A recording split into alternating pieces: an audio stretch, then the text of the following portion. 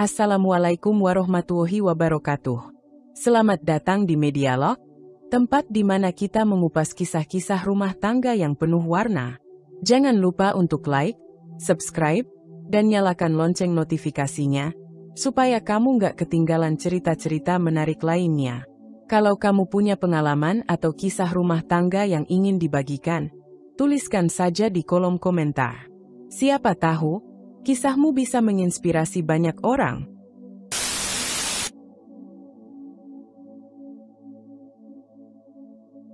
Nindi dan Raka adalah sepasang suami istri yang tampak begitu serasi di mata siapapun yang mengenal mereka.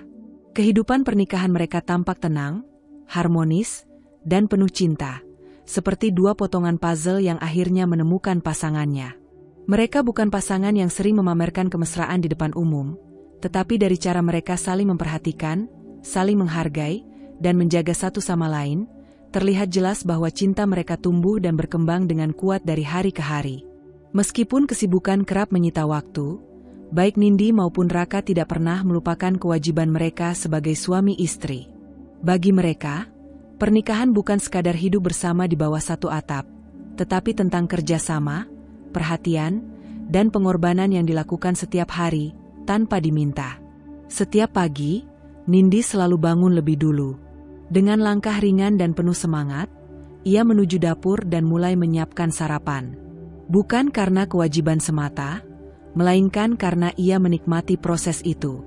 Memasak untuk Raka adalah caranya menunjukkan cinta. Ia mengenal betul kesukaan suaminya, dari jenis sambal yang Raka sukai, tingkat kematangan telur, hingga cara menyeduh teh yang pas di lidahnya. Sementara itu, Raka selalu menyambut pagi dengan senyuman hangat ketika mencium aroma masakan yang berasal dari dapur. Baginya, pagi hari selalu menjadi waktu terbaik karena ia tahu, tak lama setelah itu, ia akan menikmati masakan buatan istri tercinta. Ia bukan tipe suami yang hanya menikmati tanpa menghargai. Setiap suapan yang masuk ke mulutnya tak pernah luput dari pujian yang tulus. Baginya, hasil masakan Nindi bukan hanya soal rasa, tapi juga perhatian dan cinta yang terselip dalam setiap bumbu dan olahan. Keseharian mereka berjalan dengan sederhana, namun justru dalam kesederhanaan itulah letak kekuatan hubungan mereka. Tidak ada drama besar, tidak ada pertengkaran yang meledak-ledak. Jika ada perbedaan, mereka membicarakannya dalam suasana tenang, penuh pengertian.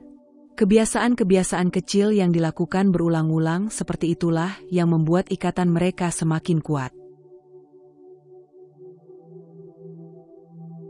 Mulai dari sarapan bersama, saling mengingatkan untuk membawa payung saat hujan, hingga ucapan, hati-hati di jalan, sebelum berangkat kerja, semuanya adalah bentuk kecil dari cinta yang besar. Mereka menyadari bahwa cinta bukan hanya tentang perasaan, tetapi juga tentang tindakan. Dan melalui tindakan-tindakan kecil yang terus dipelihara setiap hari, Nindi dan Raka berhasil membangun rumah tangga yang hangat dan penuh kasih sayang. Di antara hiruk-pikuk kehidupan dan rutinitas yang kadang melelahkan, mereka selalu menemukan alasan untuk tetap saling mencintai, hari demi hari. Kehidupan rumah tangga Nindi dan Raka yang selama ini terlihat sempurna, perlahan mulai berubah. Tanpa aba-aba, badai datang menerpa bahtera yang selama ini mereka layari bersama dengan cinta dan pengertian. Nindi, yang sebelumnya selalu merasa hangat oleh sikap lembut suaminya, kini mulai merasakan hawa dingin menyelinap dalam rumah mereka. Raka berubah. Ia menjadi sosok asing yang sulit dikenali. Semua berawal dari hal-hal kecil. Raka yang dulu selalu pulang tepat waktu dan menyempatkan diri untuk makan malam bersama, kini lebih sering pulang larut malam. Awalnya, ia mengatakan ada lembur di kantor, proyek mendesak, atau rapat dadakan. Nindi, yang selalu berprasangka baik, menerima alasan itu dengan ikhlas. Ia percaya, karena selama ini Raka tak pernah memberinya alasan untuk meragukan kesetiaan atau kejujurannya. Namun, seiring waktu, alasan-alasan Raka semakin tak masuk akal. Kadang ia tidak pulang sama sekali. Kadang ponselnya sulit dihubungi. Bahkan ketika pulang, ia lebih banyak diam, tak lagi menyambut Nindi dengan senyum, dan tak lagi menanyakan kabar atau mencicipi masakan yang sudah disiapkan dengan sepenuh hati. Raka menjadi pendiam, tapi bukan pendiam yang damai, melainkan pendiam yang mencekam. Nindi mencoba bertanya baik-baik. Ia tak ingin menuduh atau memaksa. Tapi setiap kali ia mencoba mendekat, Raka justru menjauh. Tatapan matanya kini penuh curiga, bukan cinta. Suaranya yang dulu lembut, kini sering terdengar dingin dan tajam. Ia tak lagi memuji masakan Nindi, bahkan sering meninggalkannya begitu saja tanpa menyentuh sepiring pun. Puncaknya terjadi ketika Raka menuduh Nindi melakukan hal yang tak pernah terlintas sedikit pun dalam pikirannya. Dengan wajah penuh amarah, Raka menuding Nindi telah berselingkuh dengan rekan kerjanya, Dimas, seorang pria yang memang dekat dengan Nindi secara profesional, namun tak lebih dari itu. Fitnah itu seperti petir yang menyambar di siang bolong. Dada Nindi sesak, matanya membelalak tak percaya. Ia mencoba menjelaskan, membantah, bahkan menangis karena tak sanggup menerima tuduhan kejam dari suaminya sendiri. Tapi Raka tak mau mendengar. Matanya penuh kebencian, seperti sudah terhasut oleh keyakinan yang keliru dan tak bisa digoyahkan. Hari-hari yang dulu penuh canda dan kehangatan, kini berubah menjadi ladang pertengkaran dan saling diam. Nindi berjalan di dalam rumah seperti berada di medan perang, di mana setiap kata bisa menjadi peluru, dan setiap gerak-gerik bisa memicu kemarahan. Ia tak tahu apa yang menyebabkan perubahan drastis ini. Ia hanya tahu, suaminya bukan lagi pria yang dulu ia kenal dan cintai. Raka tak hanya menjauh secara emosional, tapi juga mulai menyusun jarak secara fisik. Ia lebih sering menginap di luar, dan ketika pulang, ia hanya membawa aura gelap dan energi yang mematahkan semangat. Nindi berkali-kali mencoba menyelamatkan rumah tangganya, menggenggam apapun yang masih bisa digenggam. Namun semakin ia mencoba mendekat, semakin keras Raka mendorongnya menjauh. Suatu malam yang basah oleh gerimis, rumah mereka kembali diselimuti ketegangan. Nindi menunggu di ruang makan dengan mata yang lelah dan hati yang nyeri. Di atas meja, sepiring nasi goreng kesukaan Raka mulai mendingin, tak tersentuh sejak 2 jam lalu. Jam di dinding terus berdetak pelan, seakan mengiringi kesabaran yang perlahan memudar. Pukul 10 malam lewat 15 menit, Raka akhirnya pulang. Suara pintu yang terbuka menimbulkan dentuman kecil di dada Nindi. Ia berdiri, mencoba menyambut seperti biasa, namun hatinya penuh tanda tanya. Raka datang dengan wajah kusut dan mata merah, entah karena lelah, emosi, atau sesuatu yang lain. "Mas sudah makan?" tanya Nindi pelan, mencoba meredam gejolak hatinya. Namun Raka hanya melemparkan jaketnya ke sofa, dan berjalan melewatinya begitu saja. Suasana tegang langsung menggantung di udara. Nindi mengejarnya ke ruang tengah. "Aku masakin nasi goreng, yang kamu suka." "Aku nunggu dari tadi," ucapnya lagi, suaranya mulai bergetar. "Aku nggak lapar," bentak Raka tiba-tiba, suaranya menggelegar seperti petir di malam yang gelap. "Jangan sok perhatian, ya. Udah nggak usah berpura-pura." Nindi terdiam, tubuhnya menegang. "Mas, kenapa kamu selalu marah akhir-akhir ini?" "Aku nggak ngerti. Aku cuma..." "Kamu pikir aku nggak tahu apa yang kamu lakukan di kantor? Sama Dimas?" tuduh Raka tanpa memberi ruang untuk klarifikasi. "Apa maksud kamu?" Suara Nindi meninggi, nadanya campuran antara luka dan ketidakpercayaan. "Kamu tuduh aku selingkuh? Dengan Dimas? Jangan pura-pura polos. Semua orang di kantor juga ngomongin kalian. Kalian kelihatan terlalu dekat." Raka melangkah maju, menunjuk wajah Nindi. "Itu nggak benar. Aku dan Dimas cuma kerja bareng. Mas kenal aku seperti apa, kan? Kenapa kamu lebih percaya omongan orang daripada aku, istrimu sendiri?" Raka mendengus. "Karena kamu berubah. Kamu makin sok sibuk. Terlalu nyaman sama laki-laki lain. Aku nggak buta. Yang berubah itu kamu, Mas." Nindi akhirnya meledak. "Kamu yang pulang makin malam. Kamu yang dingin. Kamu yang tiba-tiba penuh curiga tanpa alasan. Aku masih berusaha bertahan, tapi kamu dorong aku terus sampai ke tepi. Suara mereka meninggi, saling memuntahkan amarah yang terpendam. Teriakan dan bentakan menggema di dalam rumah yang dulunya penuh canda. Dan saat itulah, suara ketukan keras di pintu mengagetkan mereka berdua. Tok, tok, tok. Raka dan Nindi saling menatap. Napas keduanya masih tersengal karena emosi. Dengan langkah cepat, Raka menuju pintu dan membukanya. Di ambang pintu berdiri kedua orang tuanya, Pak Surya dan Bu Erna, dengan wajah tegang, basah oleh rintik hujan dan emosi yang tampaknya sudah mengendap sebelum mereka tiba. Ada apa ini, Raka? Suaramu terdengar sampai luar. Kamu teriak-teriak sama istrimu? Tanya Pak Surya dengan nada dingin. Pandangannya tajam menembus dada anaknya. Nindi berdiri terpaku di ruang tengah, tubuhnya gemetar. Bu Erna memandangnya dengan sorot mata yang tak bisa dibaca, antara khawatir dan curiga. Kami datang karena tetangga nelpon. Mereka bilang rumahmu ribut tiap malam. Ini rumah tangga, bukan medan perang, Raka, tegas Pak Surya. Raka menunduk. Terdiam. Nindi menahan air mata, tak ingin terlihat lemah di depan mertuanya. Tapi luka di hatinya sudah terlalu dalam. Dan malam itu, untuk pertama kalinya, kebenaran mulai terkuak, bukan hanya pada Nindi dan Raka, tapi juga pada mereka yang selama ini hanya melihat dari luar tanpa tahu bahwa badai sudah terlalu lama menggulung rumah tangga mereka. Suasana rumah malam itu menegang, seperti kawat yang ditarik terlalu keras dan siap putus kapan saja.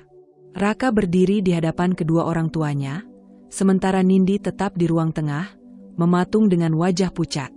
Matanya menyapu ke arah mertuanya, namun tak ada kehangatan di sana. Hanya sorot mata tajam penuh tuduhan dan kekecewaan. Jantung Nindi berdetak tak menentu, seolah bersiap menyambut badai berikutnya. Pak Surya duduk di sofa dengan wajah muram, sementara Bu Erna berdiri dengan tangan bertolak pinggang. Nafasnya berat, sorot matanya menusuk. Suara detik jam dinding terdengar jelas di tengah ketegangan yang menggantung. Kamu ceritakan semuanya, Raka, kata Bu Erna dengan suara dingin. Biar kita tahu siapa sebenarnya perempuan ini. Tanpa memberi kesempatan Nindi membuka suara, Raka mulai melontarkan tuduhannya. Ibu, ayah, aku sudah diam cukup lama. Tapi aku nggak bisa terus pura-pura. Nindi, dia selingkuh. Sama rekan kerjanya, Dimas. Aku sudah dapat kabar dari orang-orang kantor. Mereka sering lihat mereka berduaan, terlalu akrab, terlalu dekat. Sumpah, itu tidak benar. Nindi berseru, suaranya bergetar. Tapi ucapannya tenggelam oleh suara keras Bu Erna. Diam kamu, bentak Bu Erna sambil menunjuk ke arah Nindi. Jangan potong pembicaraan. Dengar dulu apa yang dikatakan suamimu. Nindi terpaku, bibirnya gemetar menahan kata-kata yang tak bisa ia keluarkan. Matanya berkaca-kaca, namun ia menahan air mata itu dengan sekuat tenaga. Ia tahu, jika ia menangis sekarang, ia akan terlihat lemah, dan kelemahannya akan digunakan untuk melukainya lebih dalam. Raka melanjutkan, kali ini suaranya penuh kemarahan. Aku sudah lihat sendiri chatnya. Ada pesan-pesan dari Dimas di HP-nya. Mungkin gak terlalu eksplisit, tapi dari caranya mereka ngobrol, jelas mereka lebih dari sekadar rekan kerja. Tapi dia tetap ngotot gak ngaku. Itu hanya pembicaraan pekerjaan, sahut Nindi lagi, putus asa. Kamu pikir kami bodoh? Bu Erna mendesis.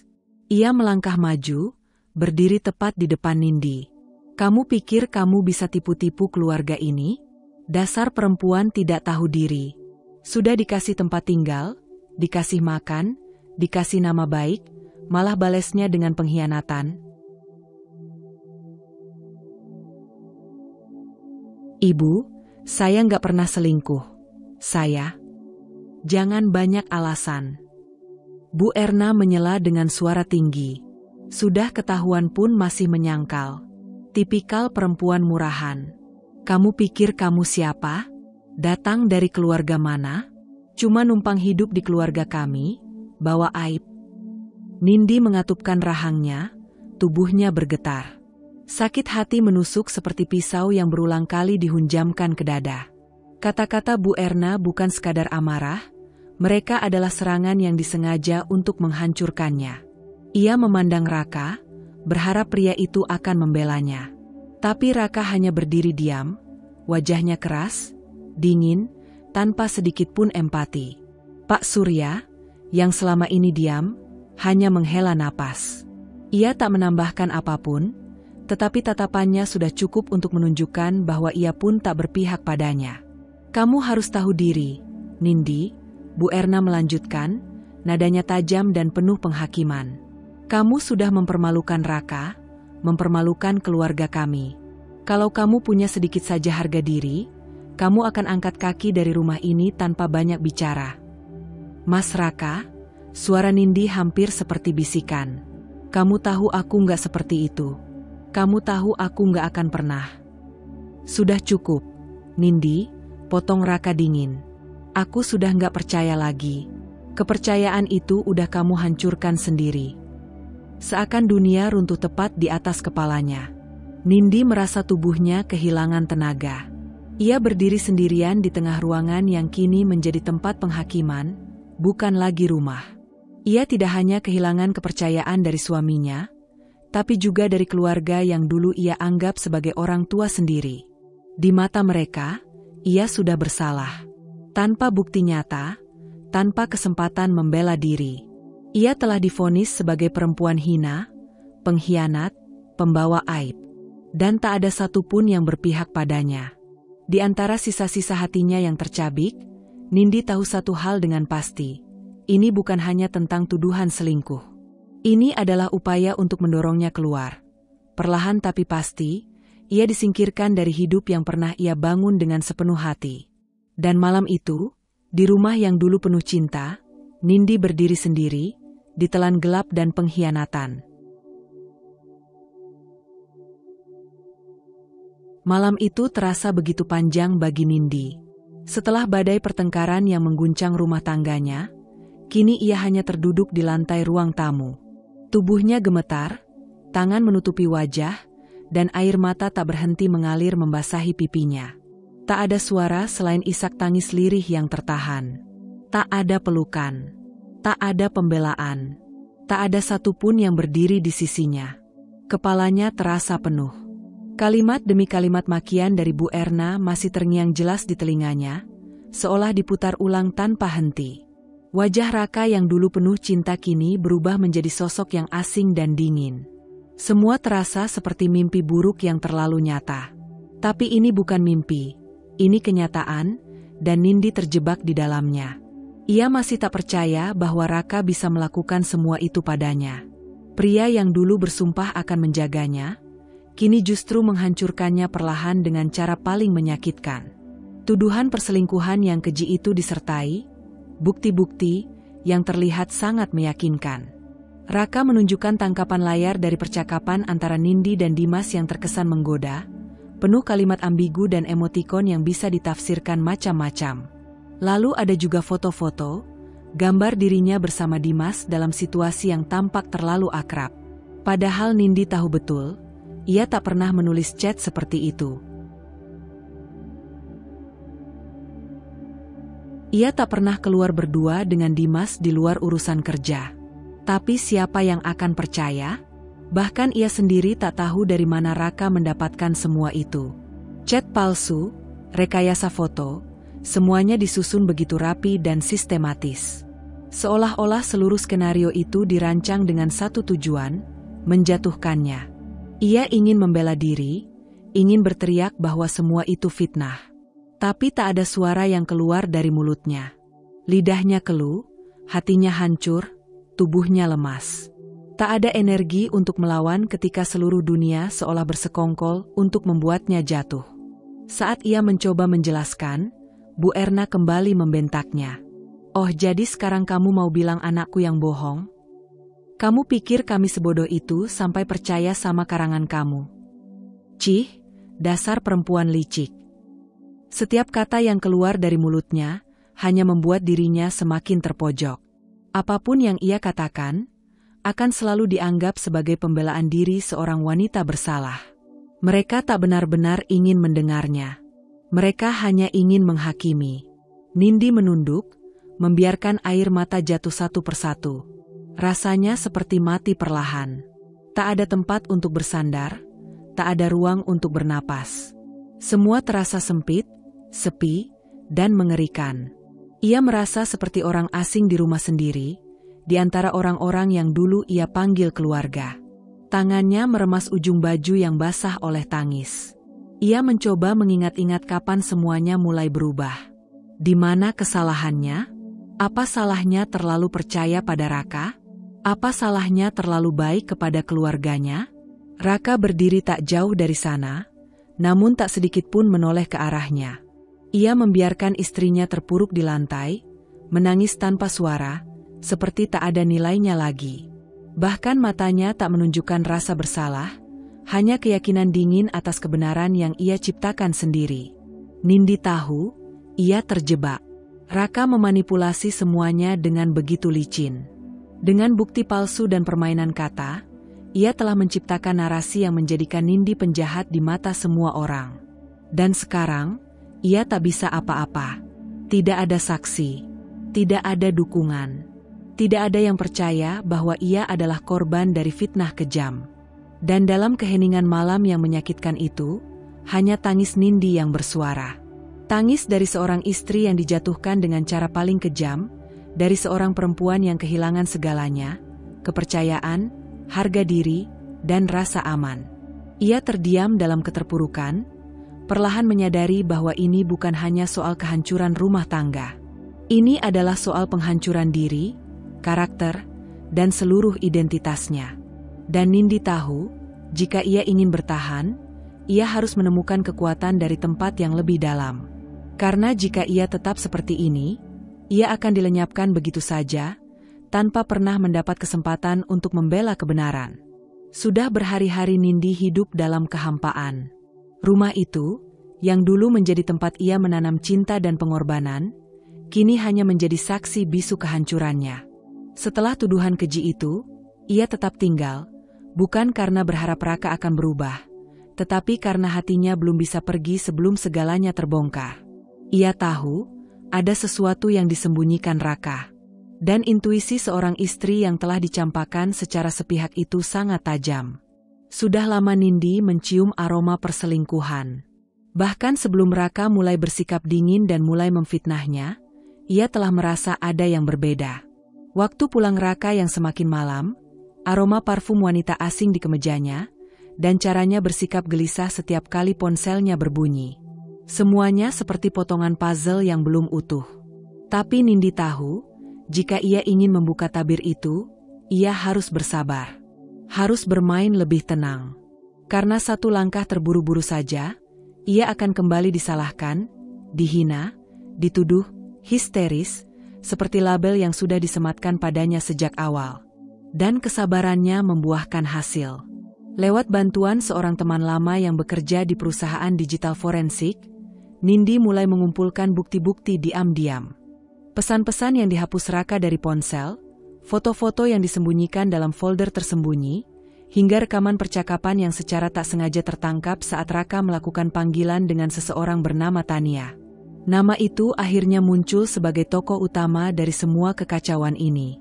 Tania, seorang wanita muda, penuh percaya diri, yang tanpa malu mengaku sebagai kekasih Raka dalam beberapa obrolan yang berhasil direkam. Nindi menggigit bibir menahan emosi saat mendengar suara itu dengan jelas, tertawa lembut sambil membicarakan bagaimana ia akan menggantikan posisi Nindi suatu saat nanti. Namun Nindi bukan lagi perempuan yang sama seperti saat pertama kali difitnah. Kali ini, ia memilih diam. Diam yang bukan tanda kalah, tapi bentuk dari perang paling mematikan. Ia tahu, kebenaran akan memiliki dampak paling besar jika diungkap pada saat yang tepat. Dan ia telah menyiapkan panggungnya. Sekitar pukul 8 malam, sebuah mobil berwarna merah muda metalik berhenti di depan rumah. Dari dalamnya keluar seorang wanita muda, tinggi semampai, dengan dress ketat yang tidak menyisakan imajinasi. Tania. Wajah itu sama persis dengan foto-foto yang selama ini hanya bisa Nindi tatap dari layar ponselnya.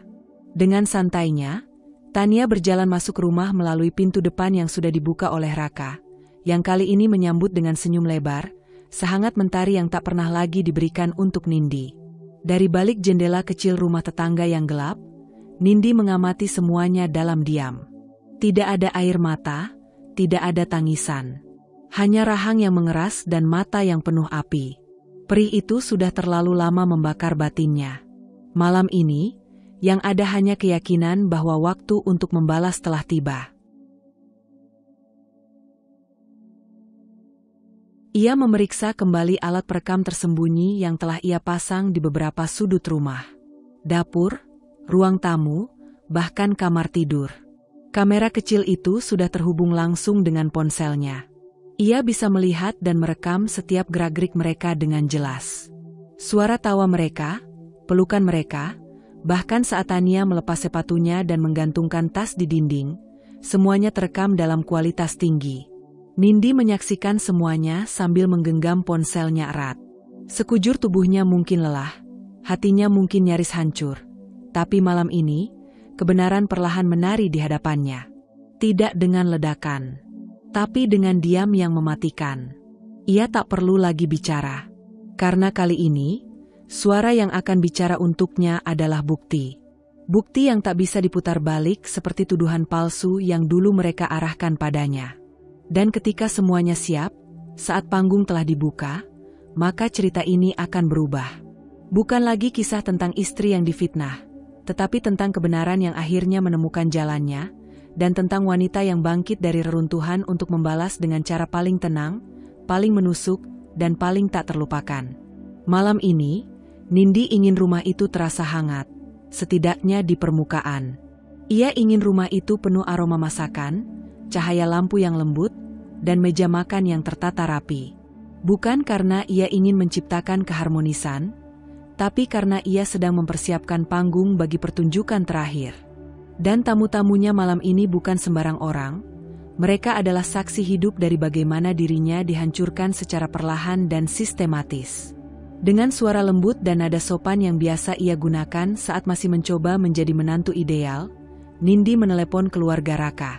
"Bu Lestari, Pak Harto, nanti malam mampir ke rumah ya. Saya masak spesial buat keluarga. Cuma makan-makan kecil saja, buat menyambung silaturahmi. Raka juga pasti senang lihat semuanya kumpul."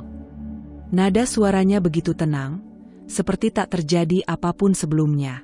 Ia tahu betul caranya berbicara dengan orang-orang seperti mereka, yang menjunjung tinggi kehormatan keluarga dan sangat menjaga wibawa. Mereka adalah tipe orang tua yang percaya pada apa yang terlihat, bukan pada apa yang tersembunyi. Mendengar suara lembut dan ajakan hangat dari Nindi, Bu Lestari langsung mengangguk penuh harap, meski hanya melalui telepon. "Oh, ya sudah. Baik, Endik. Ibu sama Bapak nanti datang ya. Syukur kalau kamu sudah mau berubah dan menyadari kesalahan.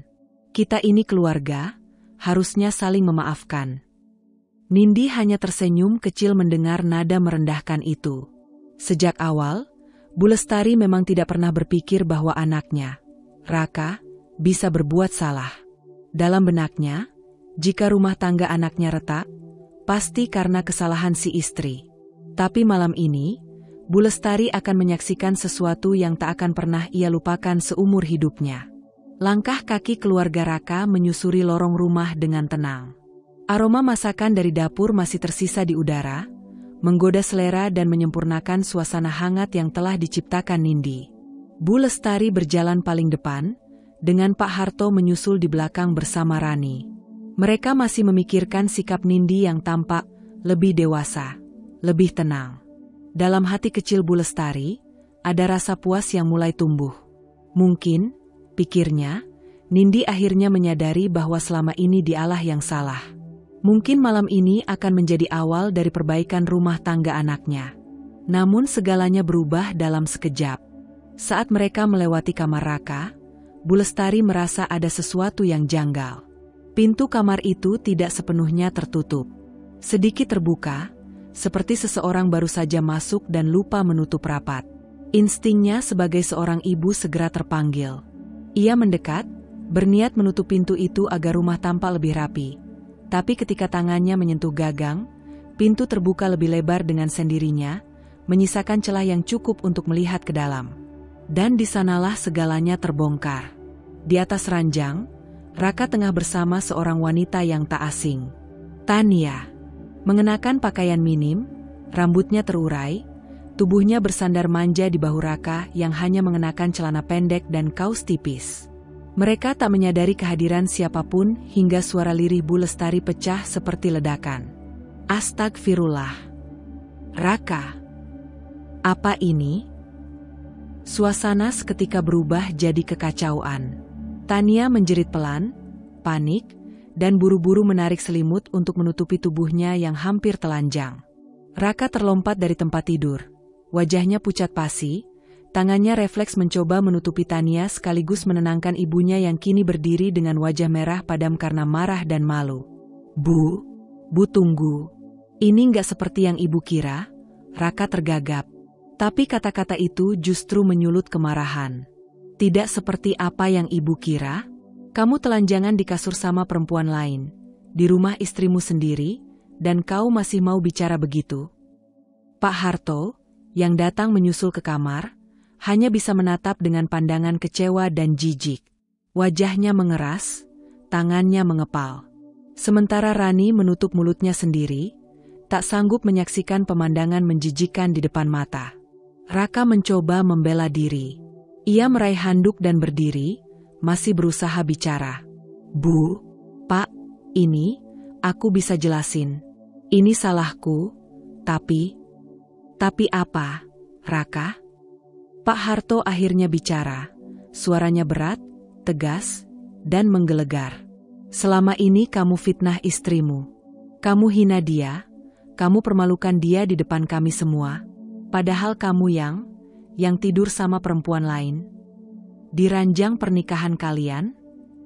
Tania, yang kini duduk membeku dengan wajah pucat, tidak tahu harus melakukan apa.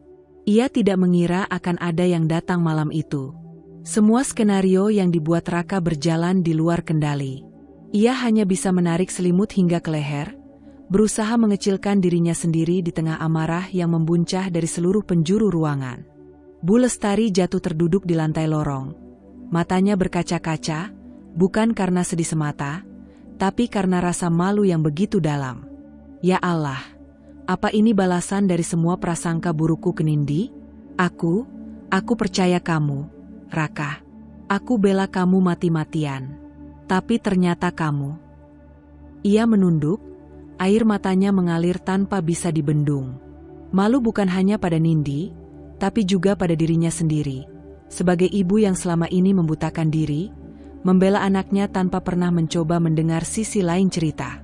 Nindi muncul dari ujung lorong. Diam, tenang, namun sorot matanya dingin seperti es. Ia berdiri tegak, menyaksikan kekacauan yang terjadi di depan kamar itu. Semua mata beralih padanya. Tak ada satupun yang berani menyapa. Raka mencoba bicara. Nindi, ini semua. Kau bisa simpan penjelasanmu, Raka, potong Nindi pelan namun tajam.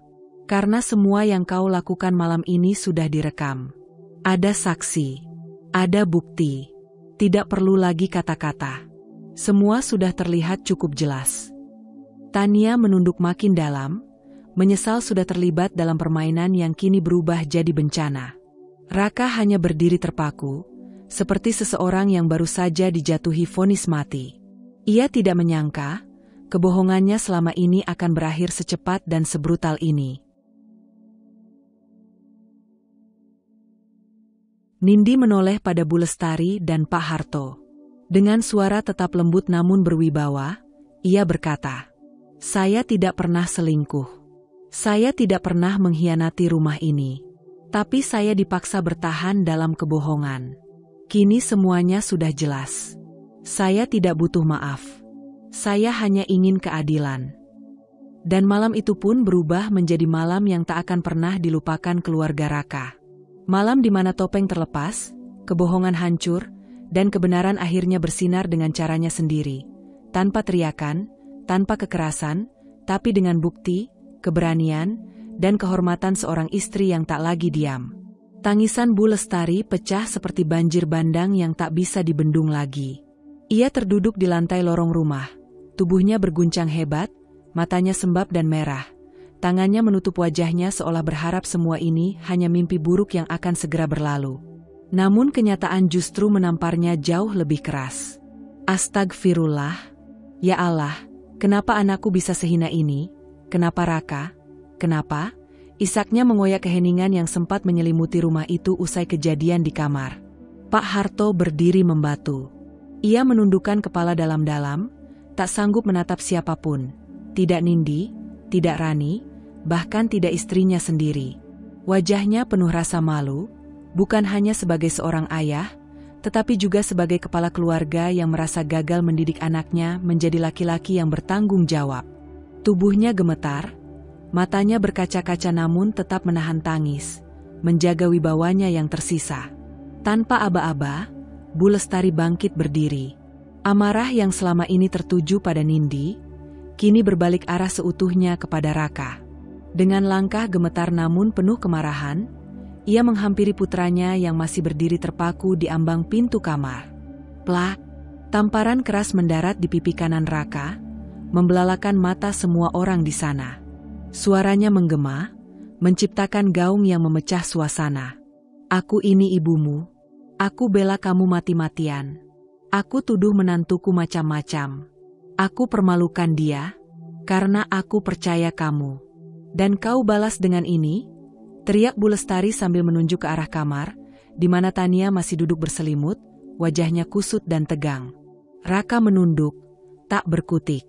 Tak ada alasan yang bisa ia keluarkan. Tak ada pembelaan yang layak. Ia tahu semua sudah tamat. Topengnya sudah terkoyak, dan semua orang kini melihat wajah aslinya, penuh kebohongan, pengkhianatan, dan kepengecutan. Keluar dari rumah ini, teriak Bu Lestari lagi, kali ini suaranya ditujukan ke Tania yang langsung menoleh dengan tatapan tajam. Tania, yang sejak awal duduk diam mencoba meredam kekacauan, kini tak bisa menyembunyikan ekspresi sebal dan jengkel di wajahnya. Bibirnya mengatup keras, bola matanya melirik ke arah Raka seolah ingin menyalahkan pria itu, karena tidak memperkirakan semuanya akan terbongkar secepat ini. Ini rumah saya juga, Bu, kata Tania pelan, berusaha tetap angkuh. Kami saling mencintai. Raka sendiri yang cinta? Cinta macam apa yang datang dari kehancuran rumah tangga orang lain? Dari ranjang pernikahan anak saya yang kau pakai semau hati. Keluar kamu sekarang juga sebelum saya tarik kamu keluar dengan tangan saya sendiri. Bu Lestari sudah tak mampu lagi membedakan mana amarah, mana kesedihan. Suaranya bergetar, wajahnya merah padam, dan tubuhnya hampir kehilangan keseimbangan. Pak Harto buru-buru memegang bahunya, mencoba menenangkan, tapi ia sendiri masih belum sanggup berkata-kata. Hanya pelukannya yang menggambarkan betapa hancur perasaannya malam itu. Tania menatap Raka, berharap pembelaan. Namun Raka hanya berdiri mematung, tak berani menatap siapapun. Matanya kosong, pikirannya kacau. Ia tak tahu harus berbuat apa, karena semua rencana liciknya selama ini justru berbalik menghancurkan dirinya sendiri. Tania mendengus, lalu melempar selimut ke tempat tidur dengan kasar. Ia berdiri, memungut pakaiannya dengan geram, dan melangkah keluar kamar tanpa sepatah kata pun. Namun sebelum benar-benar pergi, ia menatap Raka dengan penuh kejengkelan. Dasar pengecut, gumamnya sinis, sebelum membuka pintu dan meninggalkan rumah itu tanpa menoleh lagi. Suasana hening.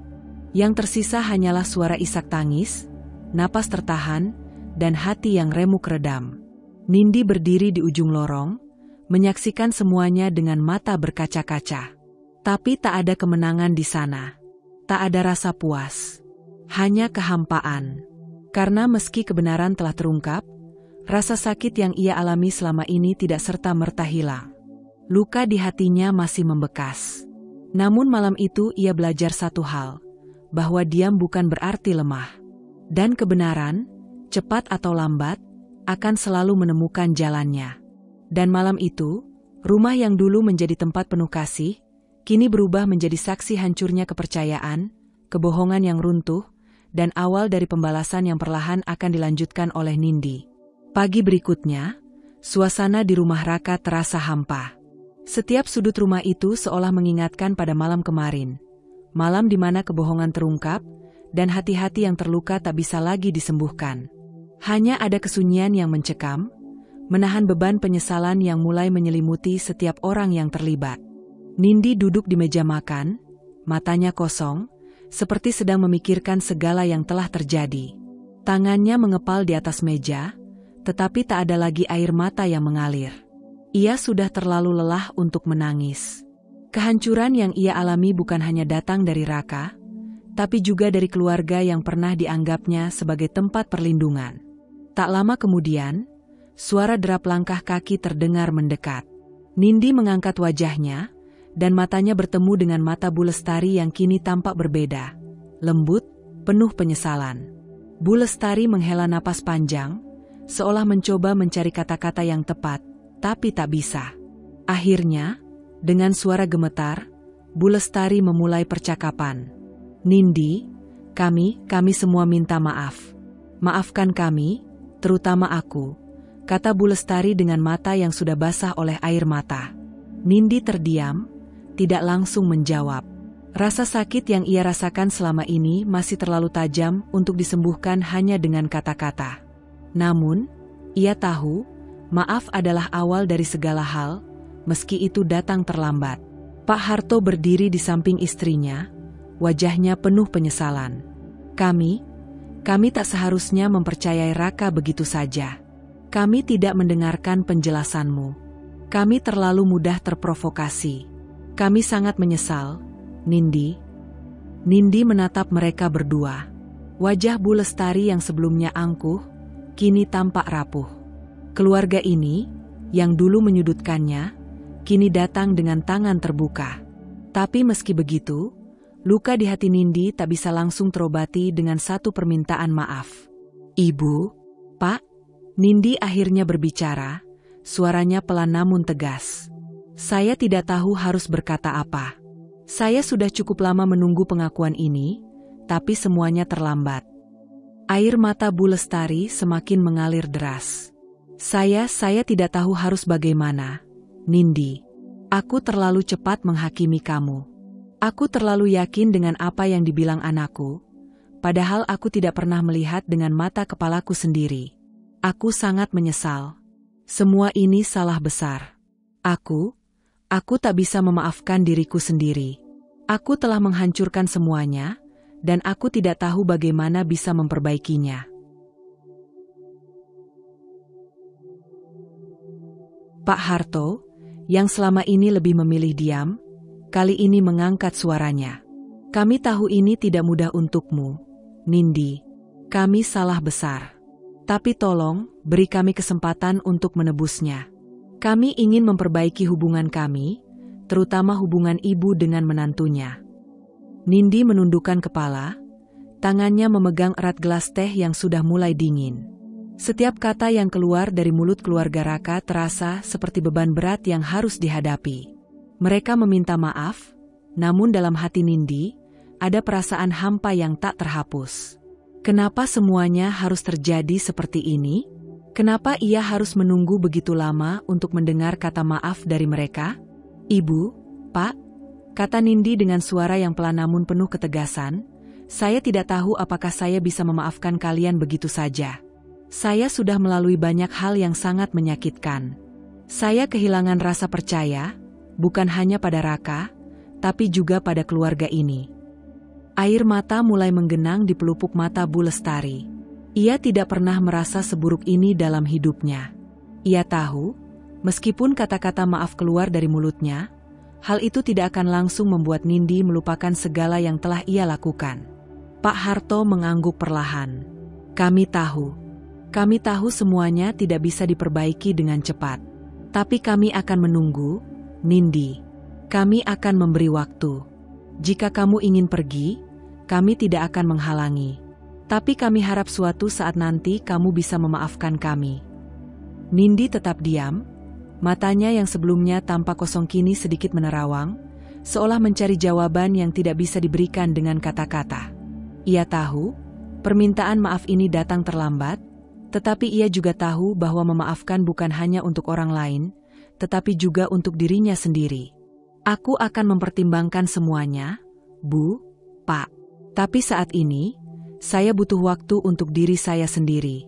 Saya sudah terlalu lama hidup dengan kebohongan dan pengkhianatan.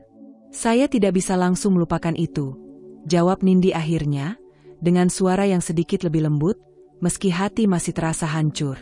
Keluarga Raka mengangguk memahami. Mereka tahu bahwa Nindi membutuhkan waktu untuk sembuh, dan mereka harus menghormati keputusan itu. Di tengah keheningan yang menguasai ruang makan, Bu Lestari mendekati Nindi dan memegang tangannya. Kami benar-benar menyesal, Nindi. Maafkan kami. Nindi memandang tangan Bu Lestari yang memegangnya, dan untuk pertama kalinya dalam beberapa waktu terakhir, ia merasakan sedikit kedamaian. Mungkin penyesalan itu bukan untuk menutupi segala yang telah terjadi, tetapi untuk memulai sesuatu yang baru. Meskipun itu penuh dengan luka dan memerlukan waktu yang panjang untuk sembuh. Saya akan berpikir tentang semuanya, jawab Nindi, dan meskipun kata-katanya tidak sekeras yang diinginkan keluarga Raka, mereka tahu itu adalah langkah pertama menuju jalan yang lebih baik. Dan disinilah perjalanan Nindi dimulai. Perjalanan untuk memaafkan, untuk menyembuhkan, dan untuk menemukan kembali kepercayaan yang telah lama hilang. Hari-hari setelah permintaan maaf keluarga Raka berlalu, Nindi merasa hatinya masih terperosok dalam kedukaan yang dalam. Meskipun keluarga Raka telah meminta maaf, ia merasa bahwa semuanya sudah terlalu jauh. Raka, yang selama ini ia percayai, telah merusak segala yang pernah ada di antara mereka. Semua kebohongan, pengkhianatan, dan sikap tak bertanggung jawab yang ia terima tidak bisa lagi dimaafkan begitu saja. Waktu tidak mampu menghapus rasa sakit itu, dan Nindi tahu bahwa dirinya sudah terlalu lama hidup dalam penyangkalan. Ia memutuskan untuk menggugat cerai. Rasa cemas dan takut menyelimuti hatinya saat ia melangkah masuk ke dalam ruang pengadilan untuk pertama kalinya. Tapi, di dalam dirinya, ada rasa keyakinan yang semakin kuat bahwa ini adalah langkah yang benar. Raka telah menyakiti hati dan harga dirinya begitu dalam.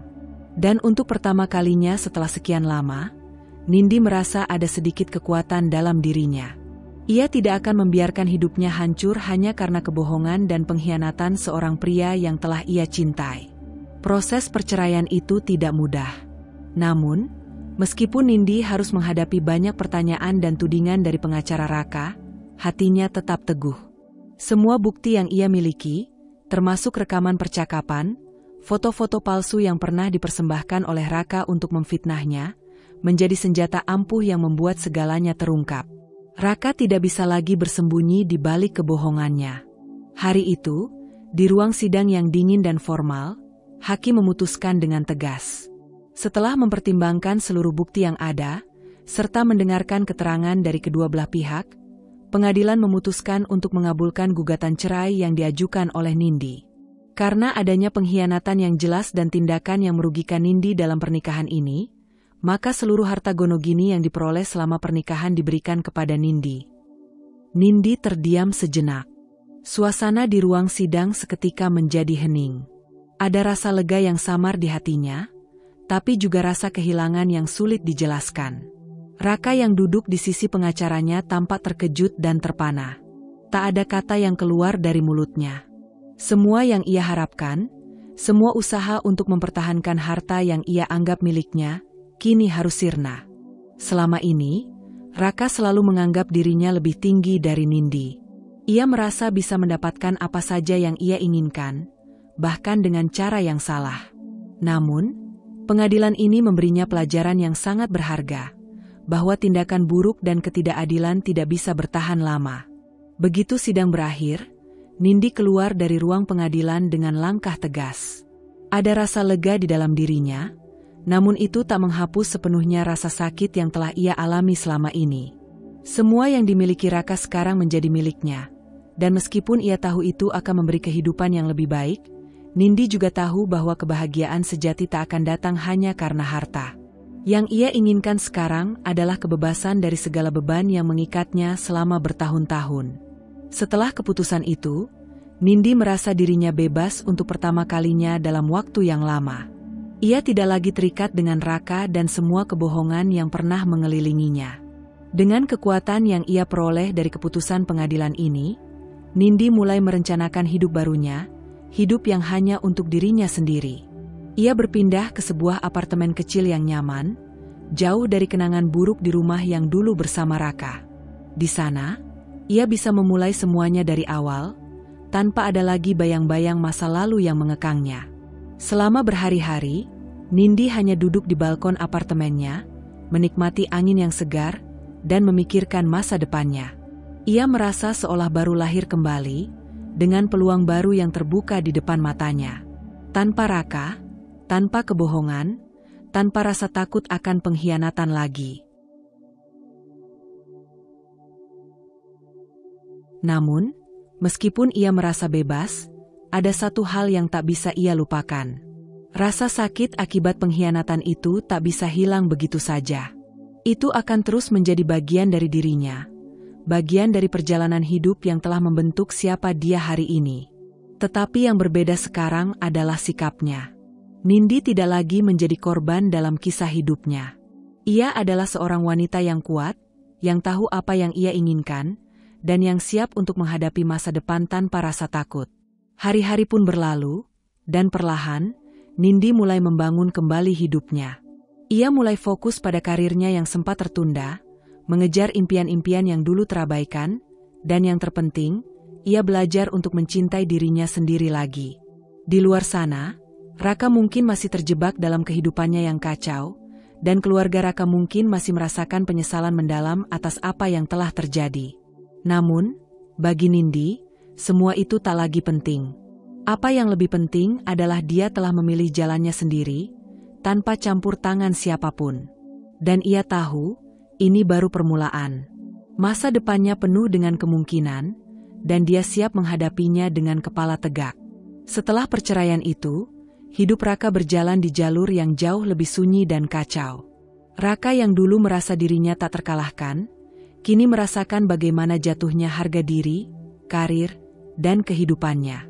Harta yang ia anggap sebagai segalanya kini telah berada di tangan Nindi. Tak ada lagi kebahagiaan palsu yang ia cari dalam rumah tangga, tak ada lagi tempat yang bisa ia sebut rumah. Namun, ada satu hal yang masih ia harapkan, Tania. Wanita yang ia anggap akan menggantikannya setelah Nindi pergi, yang selalu menghiburnya dengan janji-janji manis dan perhatian yang seolah datang dari hati. Raka merasa bahwa Tania adalah pelipur lara yang tepat. Seorang wanita yang lebih muda, lebih cantik, dan tentu saja, tampak lebih mengerti dirinya dibandingkan Nindi. Tania menjadi pelarian baginya, satu-satunya alasan mengapa ia bertahan dalam kehancuran ini.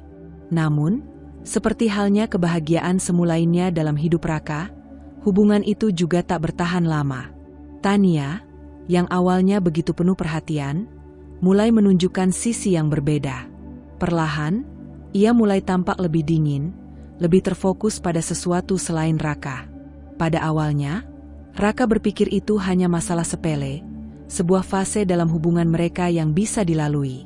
Tapi semakin lama, sikap Tania semakin jelas, ia tidak benar-benar mencintainya. Hari itu, saat Raka baru saja pulang ke apartemennya setelah seharian berurusan dengan masalah bisnis yang semakin memburuk, ia menemukan Tania duduk di sofa, dengan ekspresi yang jauh dari biasanya. Tidak ada senyum manis, tidak ada tatapan hangat yang biasa mengiringi kedatangannya. Tania tampak serius, bahkan sedikit terburu-buru. "Raka, kita harus bicara," kata Tania dengan nada datar, tanpa adanya kehangatan seperti yang biasa ia tunjukkan. Raka merasa ada yang aneh, tetapi ia duduk di hadapan Tania dan bertanya, "Ada apa, Tan? Kok? Sepertinya ada yang gak beres." Tania memandangnya dengan tatapan kosong. "Raka, aku rasa kita tidak bisa melanjutkan hubungan ini. Aku sudah memutuskan untuk pergi." Raka terkejut. "Apa?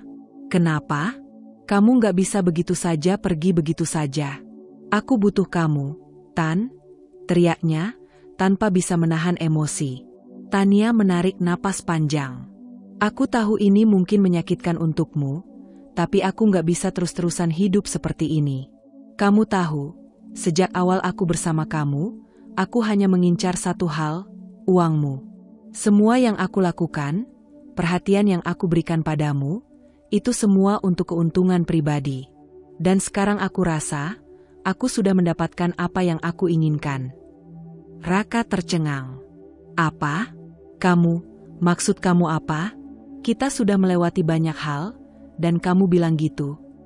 Tania menggelengkan kepala, tampak seperti tidak menyesal sama sekali. Aku bukan orang baik, Raka. Aku hanya mengejar apa yang bisa membuat hidupku lebih nyaman. Aku tak pernah benar-benar mencintaimu, aku hanya ingin hidup mewah, dan kamu adalah jalan untuk itu.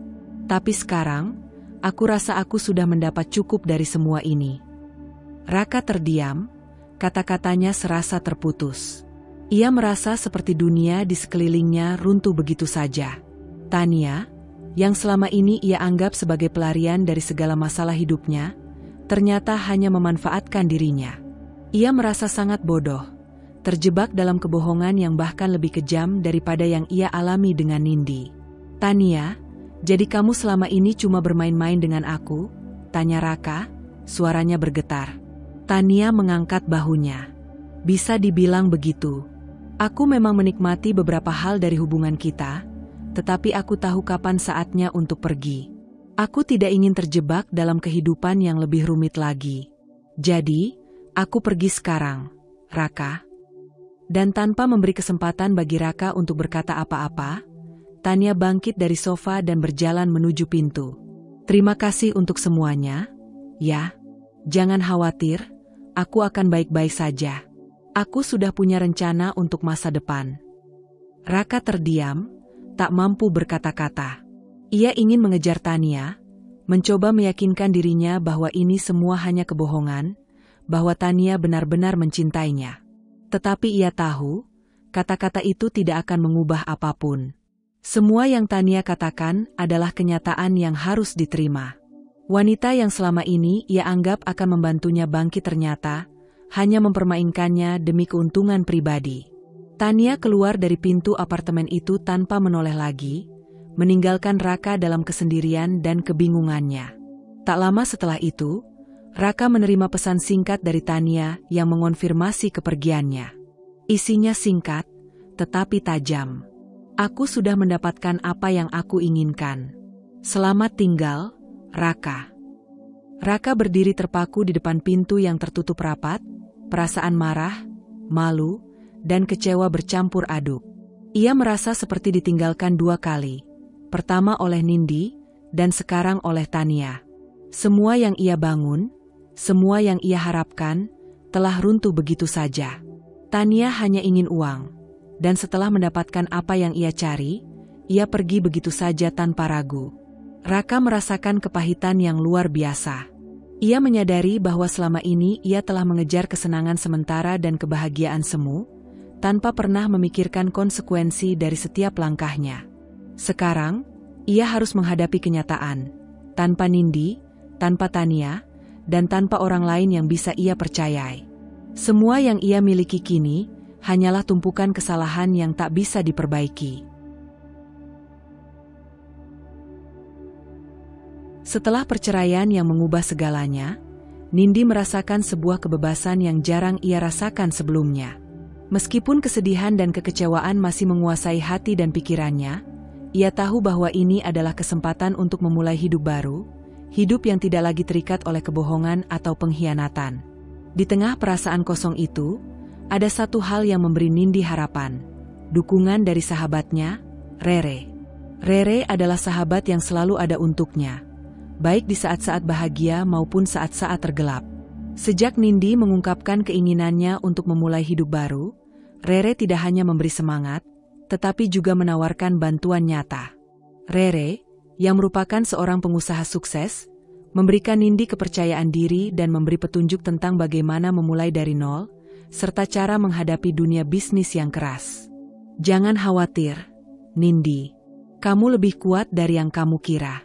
Aku akan ada di sini untuk membantu kamu, kata Rere dengan penuh keyakinan saat mereka duduk bersama di sebuah kafe kecil setelah sidang perceraian.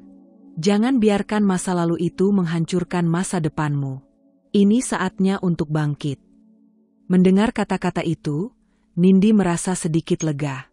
Meskipun dia tahu bahwa perjalanannya tidak akan mudah, dia merasa diberdayakan oleh dukungan sahabatnya yang tak pernah berhenti percaya padanya. Dengan bantuan Rere, Nindi mulai menyusun rencana hidup baru. Awalnya, Nindi memutuskan untuk membuka sebuah bisnis kecil-kecilan, sebuah toko online yang menjual berbagai produk kecantikan dan perawatan tubuh yang ramah lingkungan. Ini adalah sesuatu yang selalu ia minati, namun belum pernah sempat terwujudkan karena kesibukan hidup bersama Raka yang selalu memusatkan perhatian pada materi dan status sosial. Rere membantunya dengan memberikan arahan dan jaringan, serta mengenalkannya dengan pemasok produk berkualitas. Kamu tahu, Nindi, kamu punya kepribadian yang luar biasa. Orang-orang akan suka produk yang kamu jual karena kamu bisa dipercaya, kata Rere, meyakinkan sahabatnya. Nindi pun mulai bekerja keras. Setiap pagi, ia menghabiskan waktu berjam-jam untuk mempelajari dunia bisnis online, memikirkan strategi pemasaran, memilih produk terbaik yang sesuai dengan visi dan misinya. Ia belajar dari kesalahan, melakukan riset, dan secara perlahan membangun merek yang dikenal dengan kualitas dan keberlanjutan. Produk-produknya cepat mendapatkan perhatian, karena banyak orang yang mencari alternatif produk kecantikan yang lebih alami dan ramah lingkungan. Meski awalnya sulit, dengan bantuan Rere dan tekad yang kuat, bisnis Nindi mulai berkembang. Seiring berjalannya waktu, penjualannya meningkat, dan banyak pelanggan yang datang kembali karena puas dengan kualitas produk dan pelayanan yang ia berikan. Tak jarang, Nindi meluangkan waktu untuk berinteraksi langsung dengan pelanggan di media sosial, menjawab pertanyaan mereka, dan berbagi tips-tips kecantikan yang relevan dengan produk yang dijualnya. Nindi merasakan betapa menyenangkannya bisa membantu orang lain, sambil menjalani kehidupannya dengan cara yang jujur dan penuh integritas. Namun, meskipun sukses di dunia bisnis, hidup Nindi tidak selalu mudah. Ia masih harus berjuang menghadapi ketidakpastian dan tantangan yang datang setiap hari. Ada kalanya, ia merasa kelelahan dan ingin menyerah. Tetapi setiap kali ia merasa terpuruk, Rere selalu hadir dengan kata-kata penyemangat. Jangan lupa, Nindi, kamu tidak sendirian, kata Rere, mengingatkan sahabatnya. Semua orang yang sukses pasti melalui masa-masa sulit. Kamu sudah sejauh ini, jangan berhenti sekarang. Kata-kata Rere selalu memberi semangat baru bagi Nindi. Dalam setiap langkah kecil yang ia ambil, ia merasa semakin dekat dengan impian dan tujuannya. Bisnis kecilnya perlahan menjadi lebih dikenal, dan ia mulai merasakan kebanggaan yang tak terlukiskan. Setiap order yang masuk, setiap testimoni positif dari pelanggan, semakin meyakinkannya bahwa ia bisa sukses dengan cara yang jujur dan penuh kerja keras. Selain itu, Nindi mulai menemukan dirinya kembali.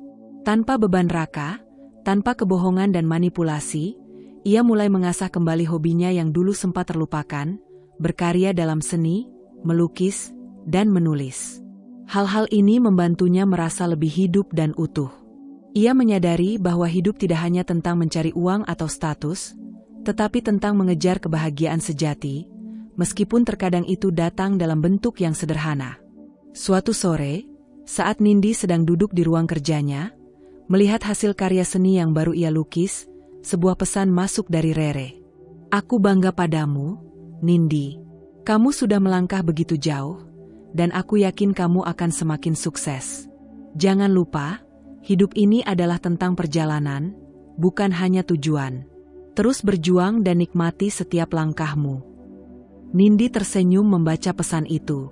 Dalam hatinya, ia merasa sangat berterima kasih karena memiliki seorang sahabat seperti Rere. Tanpa dukungannya, ia tidak tahu apakah ia akan bisa bertahan sejauh ini. Beberapa bulan kemudian, bisnis Nindi mulai menunjukkan hasil yang luar biasa. Ia menerima tawaran untuk membuka toko fisik di pusat perbelanjaan, dan berbagai merek besar mulai menawarkan kerjasama dengan produk-produk kecantikan ramah lingkungan. Ia mulai mendapatkan pengakuan sebagai seorang pengusaha muda yang berhasil membangun bisnis dari bawah. Namun, bagi Nindi, yang terpenting bukanlah kesuksesan materi atau ketenaran. Yang terpenting adalah kebahagiaan yang ia temukan dalam perjalanan ini, bahwa ia bisa berdiri di atas kakinya sendiri, tanpa bantuan siapapun kecuali dirinya sendiri dan sahabat sejatinya. Dan meskipun hidupnya penuh dengan luka dan tantangan, ia kini bisa melihat masa depan dengan lebih cerah dan penuh harapan.